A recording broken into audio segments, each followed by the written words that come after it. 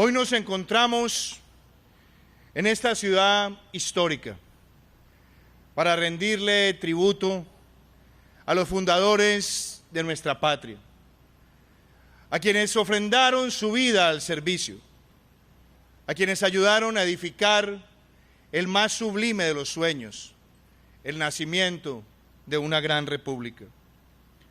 Hoy podemos también recordar que ese bello sueño de darle a esta patria una constitución no fue fortuito, fue la lucha abnegada, permanente de nuestros héroes. Fue también recoger el sentimiento del Manifiesto de Cartagena, de la Carta de Jamaica, del Gran Libertador. También recoger los finos testimonios de Angostura y aquella ley fundamental que inspiraba la unión de nuestras naciones. Hoy también recordamos cómo en este lugar, en 1821, en el mes de mayo, llegaban los convencionistas, los constituyentes, y recordamos la voz de Antonio Nariño, quien bajo encargo del Libertador le dio el inicio a esa convención que nos daría nuestra primera carta política. Recordamos también la voz de figuras emblemáticas como José Félix Restrepo, como José Manuel Restrepo, como José Ignacio de Márquez, como Pedro Gual, también la voz de José María del Castillo y Rada. Todos ellos, edificadores de la República, con posterioridad a la celebración de esta asamblea. Recordamos también cómo al inicio, recibiendo a los constituyentes de tantas provincias, se celebró en esta bella ciudad una misa del Espíritu Santo que de manera premonitoria estaría iluminando el saber, el entender, el discurrir y el construir de una nueva nación. Hoy podemos también recordar cómo un día como hoy, ese 6 de octubre de 1821, se proclamó ese faro institucional, una carta política que en su primer artículo decía de manera contundente e incontrovertible que Colombia nace para siempre y será irrevocablemente libre y no le pertenecerá a persona o familia. Recordamos también ese artículo 3 de la Carta Política que hablaba de los principios fundadores de la libertad, la seguridad, la igualdad y la propiedad. Hoy vemos también esa sublime mención clara y para siempre que la soberanía recaería en la nación y que también en nuestra patria existirían los principios de una democracia representativa y popular.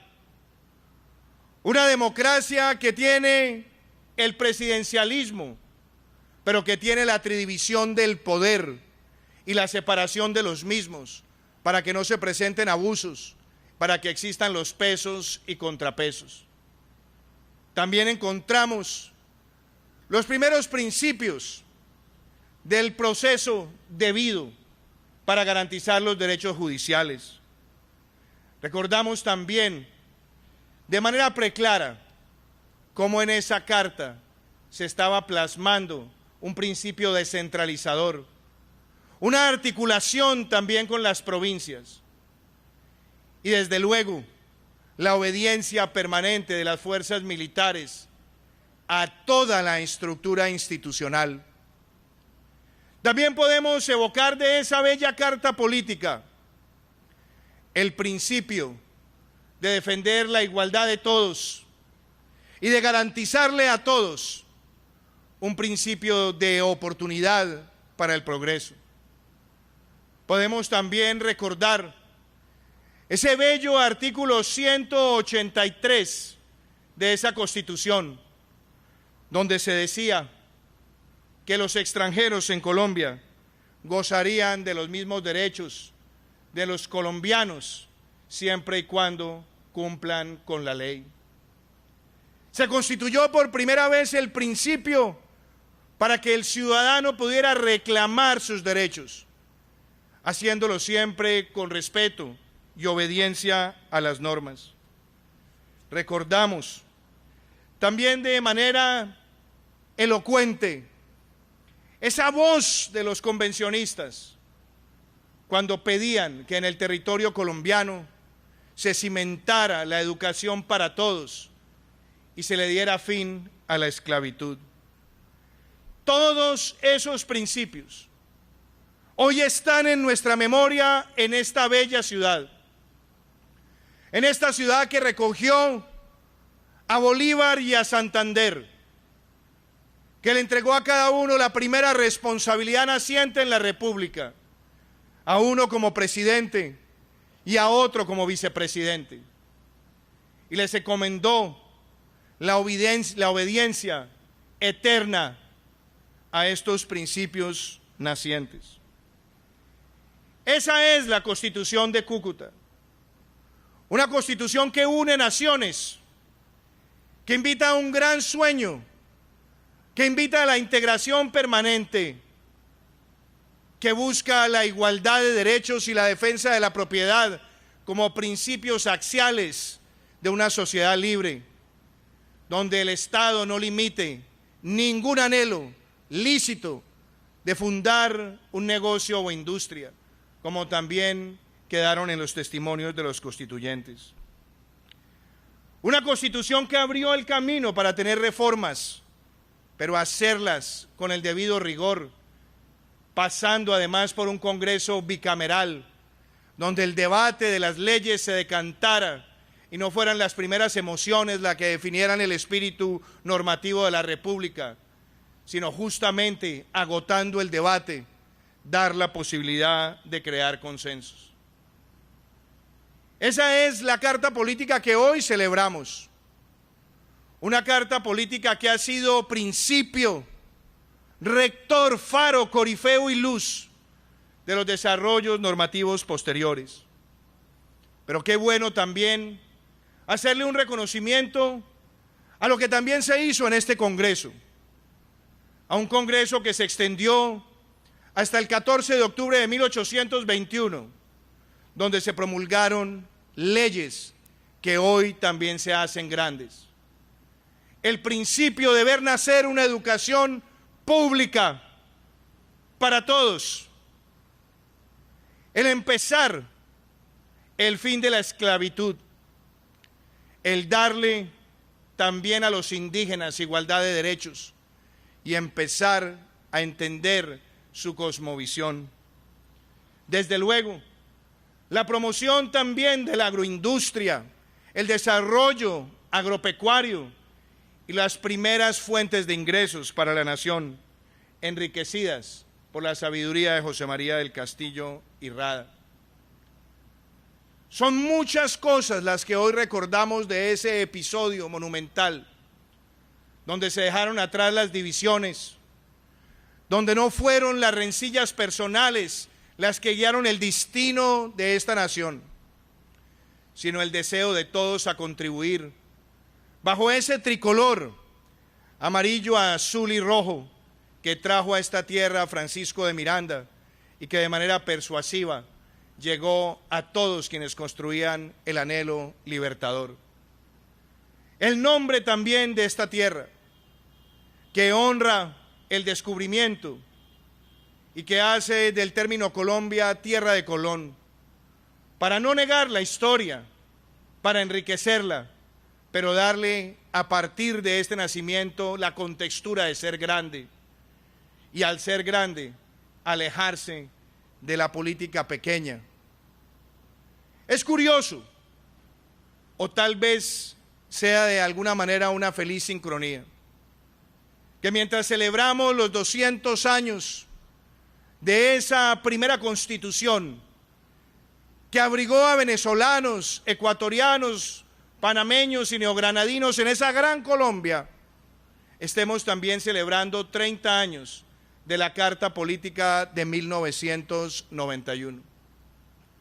Una carta que también guarda esos ejes axiales de la primera Constitución, que defiende la tridivisión del poder, la separación de los mismos, que aboga por la defensa irrestricta de la vida, honra, bienes, derechos y libertades de los ciudadanos, que reclama la igualdad de oportunidades para la educación, la salud, y que también evoca la protección de nuestro patrimonio natural. De una carta que establece en su artículo 44 que los derechos de los niños están por encima de los demás, que dice en su artículo 22 que la paz es un deber y un derecho de obligatorio cumplimiento, que establece en el artículo 333 la función social de la empresa, respetando su libertad, pero entendiendo que su mayor peso social es crear empleo y construirse a partir de la fraternidad entre empleadores y trabajadores. También tiene ese bello artículo 100 que le da cabida a los extranjeros en nuestro territorio y que recoge el espíritu del artículo 183 de la Constitución de Cúcuta. Una carta política que sabe privilegiar a quienes más lo necesitan y que se define a sí misma como un Estado social de derecho. Tal vez un principio evolutivo que hoy queremos también recoger. Esta celebración, apreciados amigos, también debe ser una oportunidad para honrarla, y para honrarla con la obra que se sigue construyendo en nuestra patria. Cuando hablamos de la integración, entendemos que somos pueblos hermanos que nos ayudamos, que en los momentos más difíciles de nuestra historia fueron también nuestros hermanos venezolanos, ecuatorianos y panameños quienes nos abrieron sus puertas, quienes le permitieron a millones de colombianos construir también un propósito vital. Y es en ese sentido que hoy, mientras hacemos esta celebración, también le extendemos en esta tierra norte santanderiana la mano abierta al migrante que huye de la pobreza y de la opresión. Y sabiendo que no somos una nación rica, hemos procurado crear una política migratoria fraterna que use la tecnología y que constituya un estatus especial de protección por 10 años para tener igualdad de derechos, pero al mismo tiempo para poder ordenar la migración. Mientras otras naciones se dejan llevar por los sentimientos de la xenofobia, aquí en Colombia la fraternidad es nuestra guía. Y hacemos ese llamado a la comunidad internacional para aportar también los recursos. Porque duele cuando en otras crisis migratorias los aportes por migrante superan los $3.000, o en otros casos los $1.600, y en este caso no lleguemos siquiera a 300. El llamado es para actuar, pero no porque nos sintamos dependientes de ese esfuerzo. Lo necesitamos, pero aquí seguimos construyendo de manera conjunta.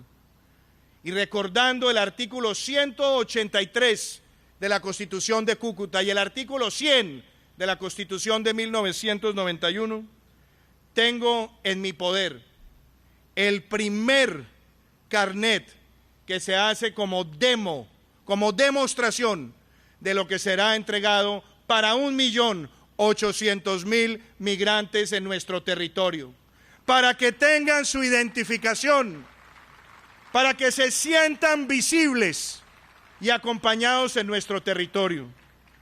Estaremos entregando 1 millón de esas tarjetas este año y 800.000 en el primer semestre del año 2022.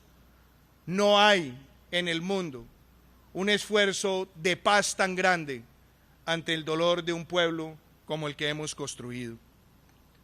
Desde luego también es importante rendirle homenaje a los fundadores de nuestra República, invocando ese principio de ver en la paz un deber y un derecho de obligatorio cumplimiento. Hemos trabajado para la construcción de la paz con legalidad. Hemos llegado al territorio, a la Colombia profunda, con 16 esquemas de planes de desarrollo con enfoque territorial, que cobijan 170 municipios, 11.000 veredas y cerca de 6 millones de ciudadanos. Con esa acción ya hemos culminado más de 1.300 obras y avanzamos hacia el catastro multipropósito y hacia la mayor titulación de tierras en la historia de nuestro país. Avanzamos también reconociendo que existen siempre debilidades y riesgos, pero Colombia camina con la seguridad como valor democrático y como bien público y con la inversión social para construir ese principio del artículo 22 de nuestra Carta Política, y que es el sueño de la perennidad de la República que inició aquí en Cúcuta. Por eso aprovecho también esta ocasión para decir que las víctimas que han sido flageladas y laceradas por la violencia merecen tener voz y voto en las deliberaciones del Congreso de Colombia, y que debemos garantizar entre todos que habilitarles las curules a ellos es para que sea genuinamente para las víctimas y no tener una sola rendija por donde los victimarios pretendan cooptarlo. Por eso también en esta ocasión anuncio que se ha firmado el decreto a través del cual se reglamenta esas curules para las víctimas, con todas las salvaguardas, con todas las protecciones, y para que ellos puedan tener su presencia en el Congreso de Colombia y hacer valer sus derechos.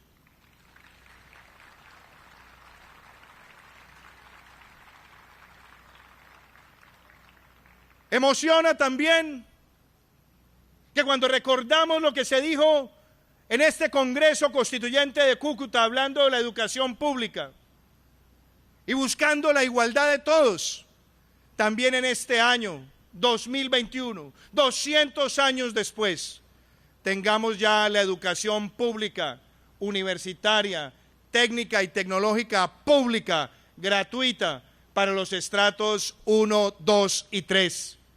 La mayor conquista de equidad en la educación universitaria en nuestra historia. Y nos llena de alegría también que cuando miramos los proyectos sociales para atender a los más vulnerables, tengamos hoy la capacidad de decirle a los colombianos que en estos 3 años y 2 meses hemos logrado asignar el 55% de todos los recursos que se han girado en Colombia de transferencias sociales para los más vulnerables. Así se construye equidad, con hechos e invocando ese germen inicial de la República de atender a los desposeídos. Y nos complace que hayamos crecido 255% la cobertura, la expansión y el giro de los jóvenes en acción, además de lograr la mayor asignación de los principios de propiedad de vivienda, cuando se han construido el 80% de los subsidios de vivienda que se han entregado en este siglo en nuestro país. No es para nada sorpresa que en la Constitución de Cúcuta se hablara de la propiedad como principio y como eje axial de esa carta política, porque la propiedad es esencial en una democracia. Quien pretenda atentar contra ella desde el Estado solamente quiere quebrar los principios estructurales de la libertad. Por eso nunca dejaremos de levantar nuestra voz ante cualquier fenómeno expropiador donde quiera que se presente. Y no dejaremos de levantar nuestra voz frente a cualquier forma de opresión que se presente en el territorio gran colombiano. Cuando recordamos ese primer artículo de la Constitución de Cúcuta, y se dice que estas naciones no le pertenecerán a persona o familia, ahí está la respuesta de por qué nunca guardaremos silencio frente a los fenómenos dictocráticos y dictatoriales. Porque defender la libertad y la democracia es intrínseco a nuestro concepto como nación.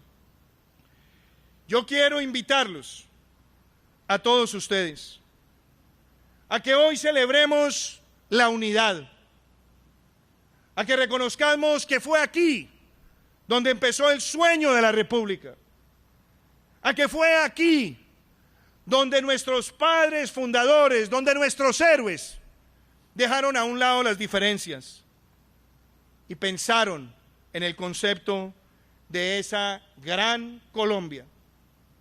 Y Antonio Nariño, cuando se dirigió por primera vez a los constituyentes, les dijo lo siguiente: estaremos estableciendo unas instituciones que nos prometan la felicidad de nuestros hijos.